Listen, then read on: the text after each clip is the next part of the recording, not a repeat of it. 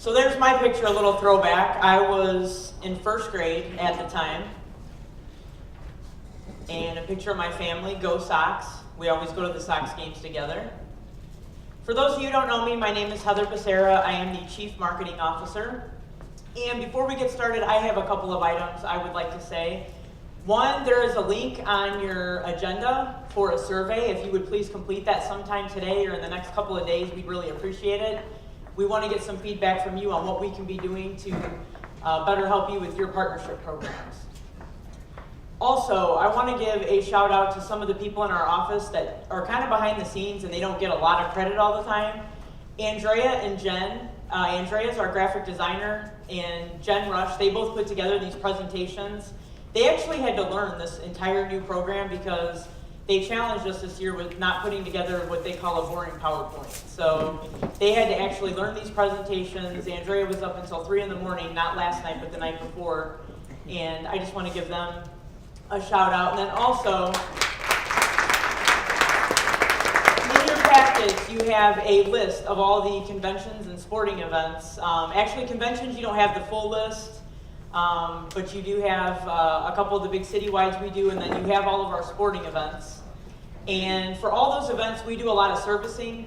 Bethany, who's back at the office today, she's actually working on transportation right now to get judges from the Indiana Challenge back and forth to the Radisson from the airport.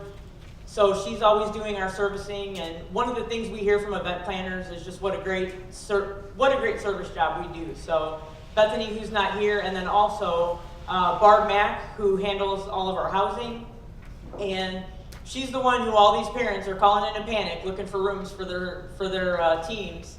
And then Candace also just joined our housing department. So I just wanted to give a shout out to those people because they don't always get to get in front of each of you. So I'll talk about a little bit about the evolution of marketing. Marketing was a lot different 30 years ago. It was about television campaigns, radio campaigns, advertisements. Again, you saw what a computer looked like. This, in 1983, is when the internet was basically brand new. And to be honest with you, I don't even think I really used the internet until probably late 90s, maybe even like early 2000s. This was some of our old collateral, just some things that we used to do back in the mid-80s, early 90s. And this is what a desktop looks like today. We're doing things a lot differently. I've been reading a book called Disruption, Destination Marketing Organizations in the Post-Advertising Age. And basically, it's just saying chaos is the new normal. You have to be able to act right now because things are different. Consumers are the ones now in control. It's not about just placing ads anymore. Technology's at our fingertips. You can get up at 2 o'clock in the morning, grab your mobile phone, and find out an answer to just about anything that you want. Consumers want immediate gratification. They want the information yesterday. They don't want to have to search for it. If they do have to search for it, they're probably just going to move on and try to go to the next thing. We are emotionally attached to our cell phones. I'm one of those 44% that sleep with their phones? That's me. I use it as my alarm. And then consumers are connected to various online communities. Everybody's on Facebook. You know where everybody is because they're checking in online. And they're telling their friends about a great experience they had, a great restaurant they just had an experience at, a bad experience they just had. So just wanted to bring that up. The visitor experience. A destination can only be as great as the visitor's experience. I just pulled this statistic out because I thought it was a pretty outrageous number. 93% of travel plans are influenced by travel review websites. That's a pretty big number. My family's going to Disney World in a couple of weeks, and I know every Disney property is great. There's always great reviews, but I still went on there just to find out what are the best ones for little kids, what restaurant should we be dining at. So I still use those websites to influence my travel decision. And travelers are now trusting reviews by complete strangers more than they're even trusting advertising. So this is something that if you are on TripAdvisor, Yelp, and those type of platforms, you need to make sure that you're responding to those negative or positive reviews. Because visitors, again, are sharing their experiences through their online communities. Here's a little clip just to show you how word really does get around. Bueller. Bueller? Bueller? He's sick. My best friend's sister's boyfriend's brother's girlfriend heard from this guy who knows this kid is going with the girl who saw Ferris pass out at 31 Flavors last night. I guess it's pretty serious. Thank you, Simone. No problem whatsoever. Classic movie from the 80s, but I'm pretty sure that Ferris Bueller never mentioned passing out at 31 Flavors. But word gets around, so you definitely need to make sure that you respond to those reviews. The big thing now, and Luke said it earlier, I think Tyler said it earlier, content is king. It's all about content marketing. How are we going to tell our story? How are we going to engage the consumer? Again, that book I've been reading keeps talking about place marketing. Everybody out there is unique. Everybody claims to be unique. So basically, it's more about, we need to understand what makes our destination unique and relate it to customers and see how we can market it, instead of just saying that we're unique, because everyone else has some kind of uniqueness as well. And again, another little clip from one of my favorite 80s movies.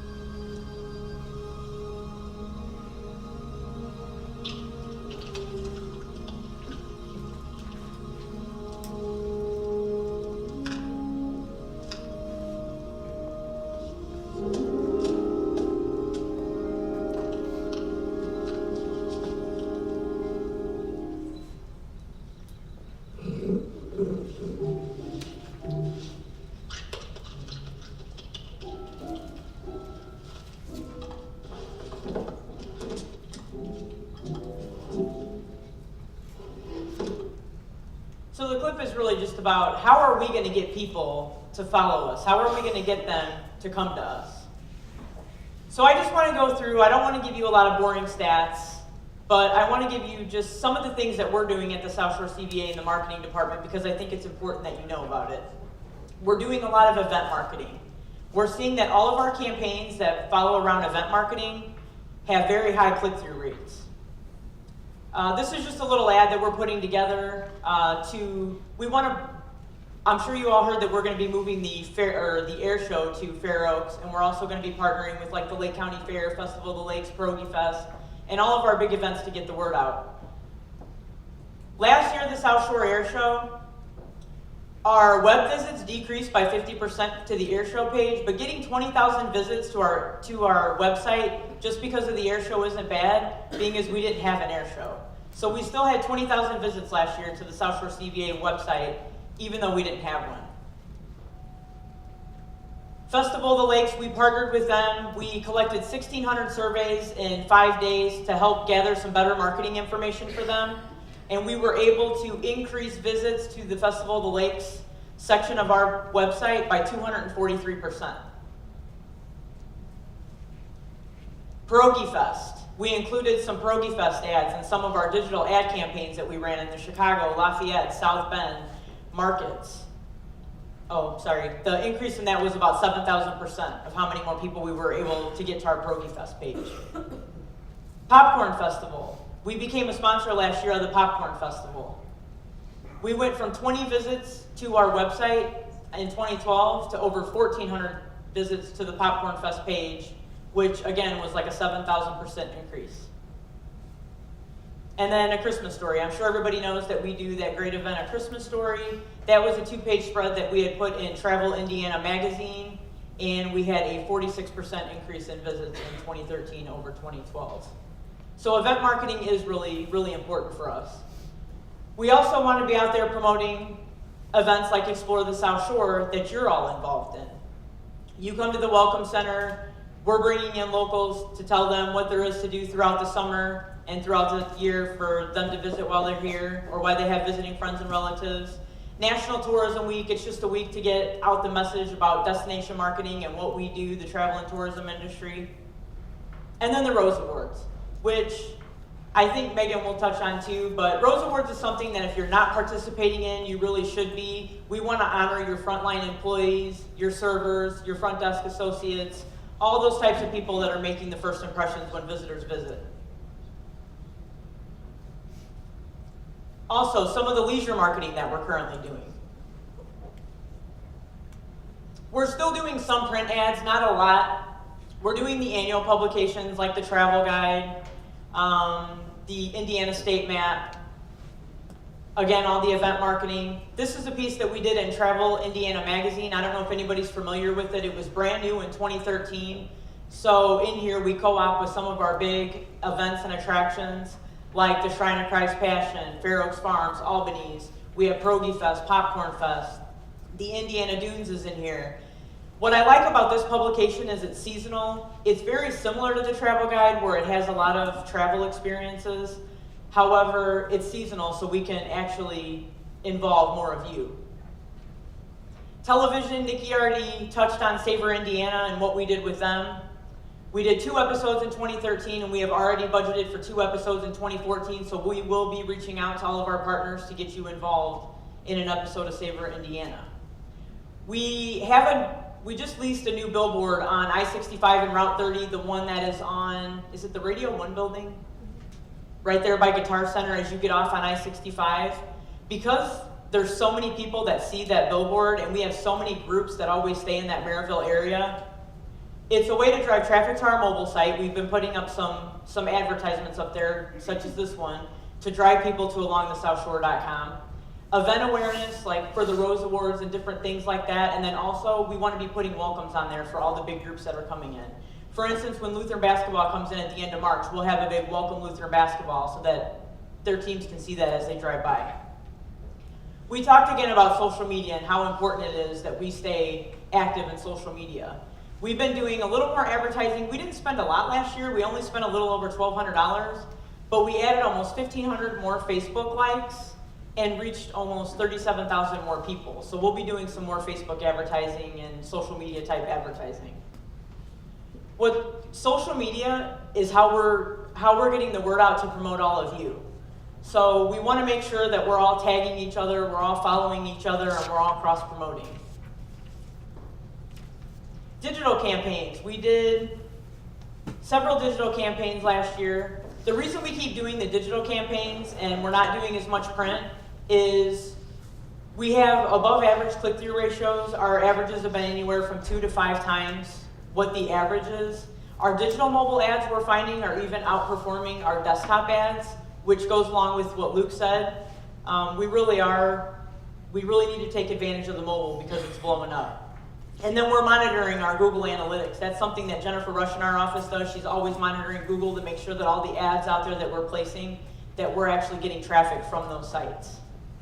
Here's some different ads that we did in the Chicago Tribune, chicagotribune.com, comcast.net or xfinity.net, and then Weekaway. I don't know if anybody's familiar with Weekaway. That's a Sun-Times Media. I know there are a couple of our partners that belong with it. What's great about Weekaway is they are contacting us and they're writing content and pushing out social media. They're asking us, which of your partners do I need to promote? And we're promoting you. And actually, Stacy in our office always works with them. Search engine optimization. This is something that's become more and more important, and I know you've heard Luke talk about it. Luke, are we in year 3 or 4 of search engine optimization? We're in year 4 of search engine optimization. It was a 24. Okay. It was a $24,000 investment, and we plan to spend about that much again this year. The organic traffic to our site increased by 1.51%, which the numbers have been a lot more impressive the last couple years, but because now we're starting to plateau on the organic traffic because we're doing more of the pay-per-click advertising, which I'll talk about in a second.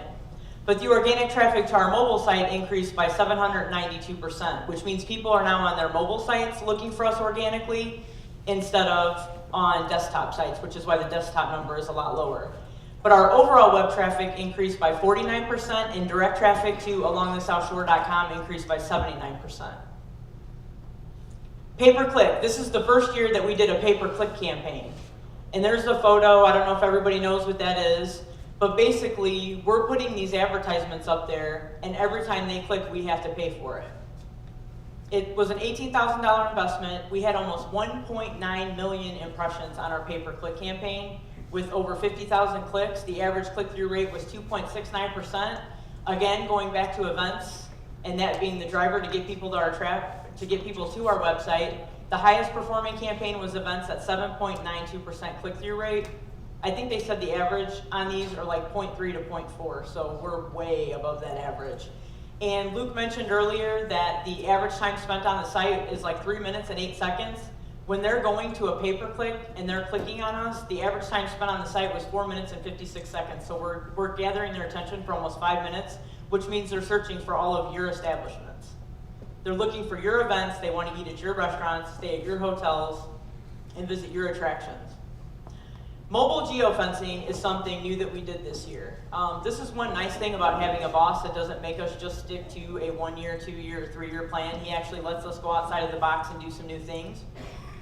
The Sun-Times came to us and said, we want you guys to try this mobile geofencing campaign. And the example that they gave me was the Chicago Wolves, which is a minor league hockey team in Chicago, wanted to get some more people to come to their games. You can target a block, a city, you can target certain facilities. They went into practice facilities for youth hockey teams, and while parents are sitting there on their phones playing games, they're getting these advertisements popping up on their phone. And it was for a Chicago Wolves game. So that we did that with a Christmas Story just to see how it worked.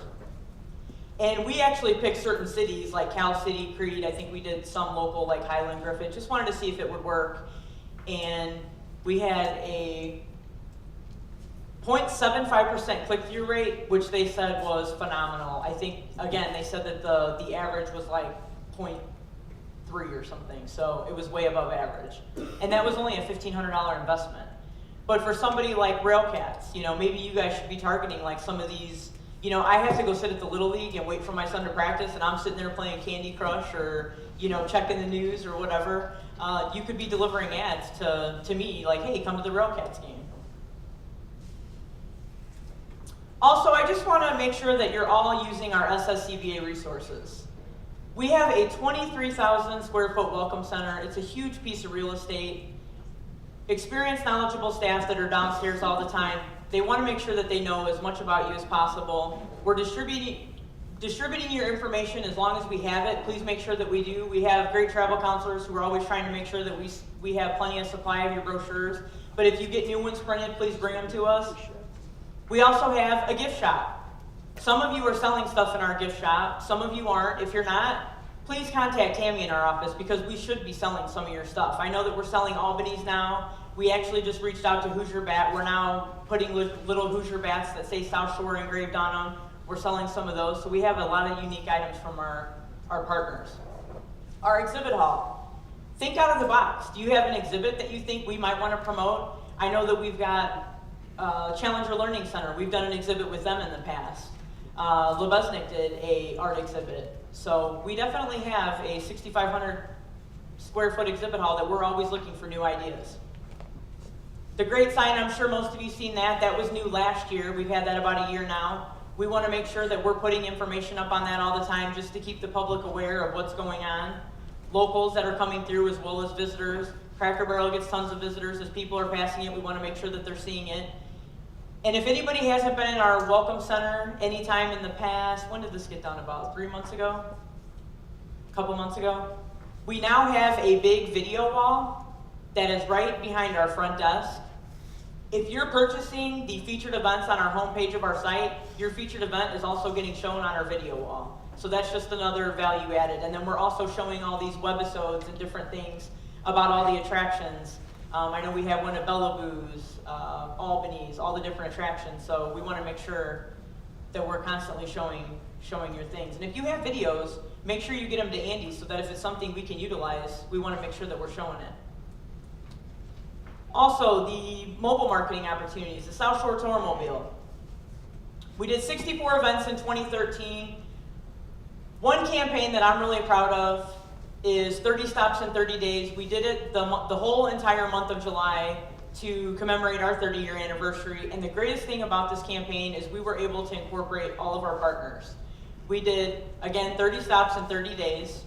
We gathered 900 surveys. At the end, we were able to, we had the Rube Goldberg machine that we had constructed in our exhibit hall that picked the winner. And everyone from our travel counselors to all of our staff, Spiro was out there, and I want to say thanks to Lakeshore Public Television. They actually partnered with us on this campaign. This integrated campaign, we did television, radio, email marketing, social media was a huge component of it, print, we had posters everywhere, we printed maps, and we actually just won an Adrian Award for this campaign, which is one of the most prestigious awards you can win in the hospitality industry. And if you didn't get to see the Rube Goldberg machine, we want to show just a short video on 30 stops in 30 days. In July of 2013, the South Shore Convention and Visitors Authority celebrated its 30th anniversary. To commemorate the event, we embarked on an innovative marketing campaign which we dubbed 30 Stops in 30 Days. The campaign consisted of the South Shore staff visiting 30 different attractions over the course of July to raise the awareness about our organization's impact on the community and the importance of the hospitality industry. At each of the stops, guests were given information about our organization and guests were asked to fill out a brief survey. Following the completion of the survey, guests were then assigned a random number that would put them into a drawing for a $2,000 gift card from Family Express. The drawing for the gift card was to be done at the last stop of our campaign, at our home, the Indiana Welcome Center. In order to put an exclamation point on the campaign, and to select the winner of the contest in a unique and creative way, we chose to select the winner using a Rube Goldberg machine. A Rube Goldberg machine is a complicated invention that uses a laboriously contrived method to perform the most simple of tasks. Using the Rube Goldberg method, this is how we selected the winning number. And here we go.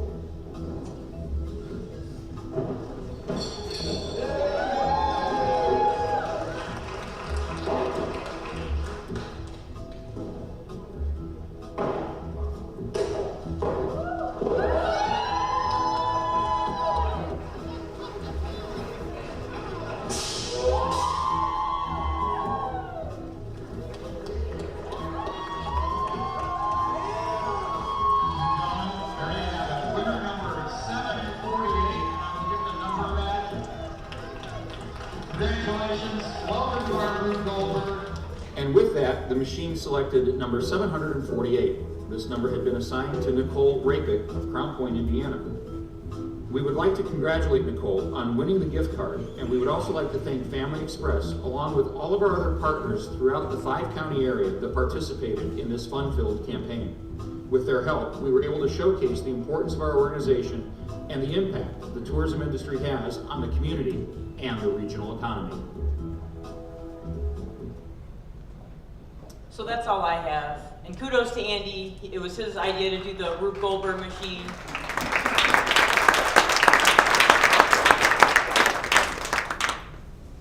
my question. What 14-minute music video premiered on MTV in December of 1983? Nobody? Who got it? I did, but I already won something. Who got it? Yeah. Good job. Becky Manning said. Oh, was it? Lindsay.